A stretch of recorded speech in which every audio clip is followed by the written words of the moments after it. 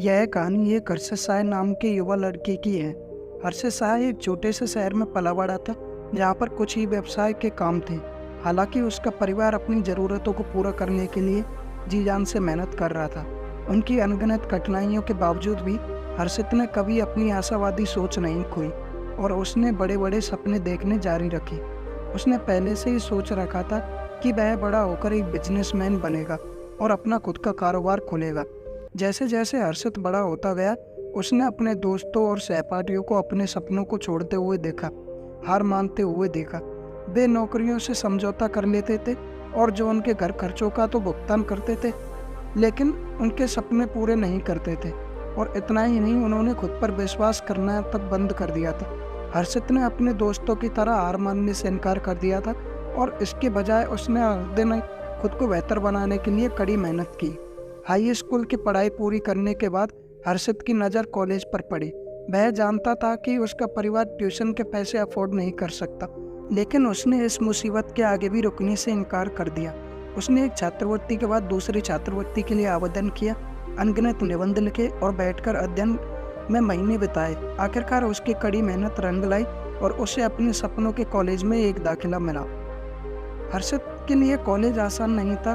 Course की पढ़ाई चुनौतीपूर्ण थी और उसे अक्सर ऐसा लगता था कि उसे जो पढ़ाया जाता वह उसके सर के ऊपर से जाता। लेकिन उसने हार नहीं मानी और पहले से भी ज़्यादा मेहनत की। उसने पुस्तकालय में लंबी रातें बिताई, अतिरिक्त सहायता के लिए प्रोफेसरों से मिला और खुद को ट्रैक पर लाने के लिए अध्ययन समूहों में शामिल हो गया। हर्षद की कड़ी मेहनत एक बार फिर रंग लाई और उसने सम्मान के साथ ग्रेजुएट किया। उसके हाथ में एक डिग्री थी और एक बायोडाटा था, जिसने उसे नियोक्ताओं को नोटिस करने के लिए मजबूर कर दिया। लेकिन उसे अभी भी लगा कि उसके पास अभी और हासिल करने के लिए बहुत कुछ बाकी है। इसलिए हर्षद ने अपने लिए एक नया लक्ष्य तैयार किया और अपनी खुद की कंपनी शुरू करने की ठानी। वह जानता था कि बिजनेस एक जोखिम भरा प्रयास है, लेकिन वह अपने मालिक होने और कुछ सार्थक बनाने की संभावना को लेकर उत्साहित था। उसने बाजार पर काफ़ी गहरी खोज की, व्यवसाय योजना लिखने और संभावित निवेशकों के साथ नेटवर्क करने में महीने बिताए। अंत में अपने 25वें वर्ष के अंत तक हर्षद ने अपना व्यवसाय शुरू किया। यह आसान नहीं था। देर रातें, लंबे दिन और बहुत सारी असफलताएं थी, लेकिन हर्षद ने हार नहीं मानी। उन्होंने अपनी गलतियों से सीखा, चुनौतियों को स्वीकार किया और अपनी टीम को एक समान लक्ष्य की दिशा में काम करने के लिए तैयार किया।